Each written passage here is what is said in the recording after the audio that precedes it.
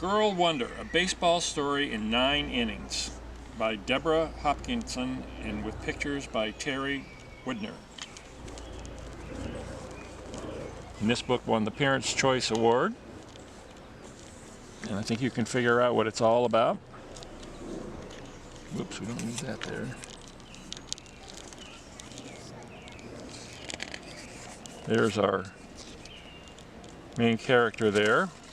We'll be introduced to her pretty soon.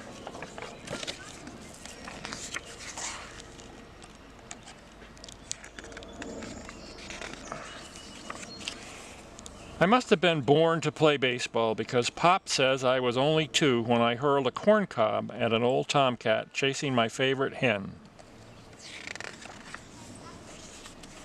They say I threw so hard that the cob shot across the barnyard and bopped him on the head.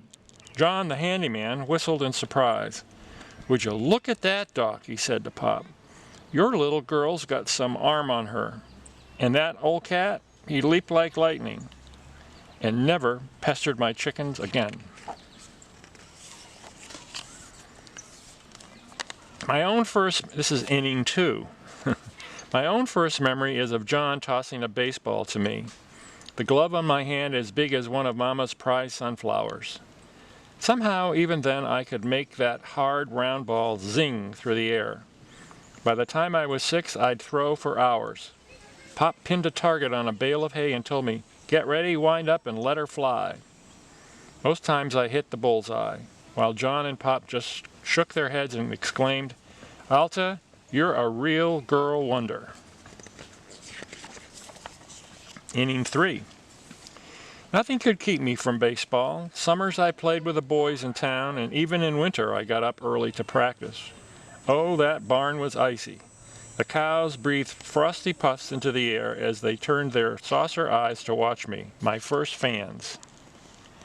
But the bitter Ohio cold couldn't put the fire out inside me. I threw that ball again and again till all my muscles knew what to do, as easy as singing my ABCs. By the time I was 17, I'd struck out every boy in town. "You're almost a lady," said my friends. "Isn't it time for you to quit playing games?" "Quit?" I cried. "I haven't even started." Still, every once in a while, I wondered if they might be right. Inning 4. Yeah, there's 9 innings to baseball. Let's see what happens. Inning 5. Then Pop and I took a trip to Vermilion to see the sights. I spotted some fellows playing ball on the green. They looked so sharp I itched to join them. "Afternoon, gentlemen. Mind if I play?" I asked. Sweet as honey. "Sure thing, miss," they smirked. "Don't worry, we'll toss it to you nice and gentle." Well, I threw that ball back so hard their faces glowed beet red with shame, and their hands must have stung right through their gloves. "Wow," they cried, shaking their heads. "You should play for the Independents, our town's semi-pro team." "Where do I sign up?" I replied. Inning 6. When the Independents' crusty old coach took one look at my long blue skirt, he spit hard on the ground. "Go home, missy, you're a girl, and this is baseball." Go home? Not a chance. Suddenly I grabbed on to an idea. "Just sign me up, Coach," I said, smiling sweetly. "And as sure as Strikeout is my middle name, I guarantee you I'll sell lots of tickets. Folks are curious to see a girl play." Well, the coach pulled down his cap, but not before I saw his eyes light up, like he'd just hit a home run out of the park. I could read his line of thinking, clear as a catcher sign. Girls can't throw, girls can't play baseball, but this gal just might bring in some dough. At last he stuck out his hand. "It's a deal, Miss Weiss.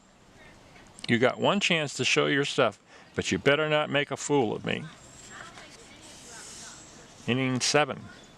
Finally the big game. The stands are full. The whole town's here. Coach wipes the sweat from his face. "Sure you don't want to play right field?" "But I'm already on my way to the mound." The crowd leans forward. Are folks on my side or just itching to hiss and jeer? "Play ball!" The first batter's big, a mean glaring bull. For a flash, I panic. Maybe Coach is right. My pitch is wide. Ball 1. The fans twitter. I shake off my nerves, crack my chewing gum, and stare him down. Now I'm even when he fans. 1 ball, 1 strike. Inside on the next, just barely. 2 balls, 1 strike. A chance the outside corner. Whoosh! The big bull cuts the air. We're even again. The crowd buzzes.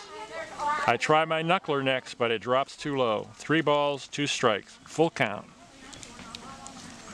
Tension. The batter's surprised I've gotten this far. He digs in mad. The crowd falls silent, all eyes on me.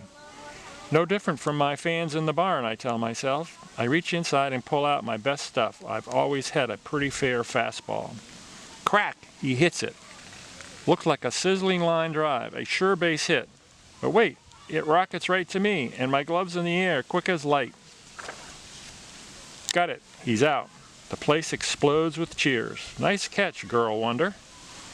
And from the dugout, I hear Coach yell, "Didn't I always say she could do it?"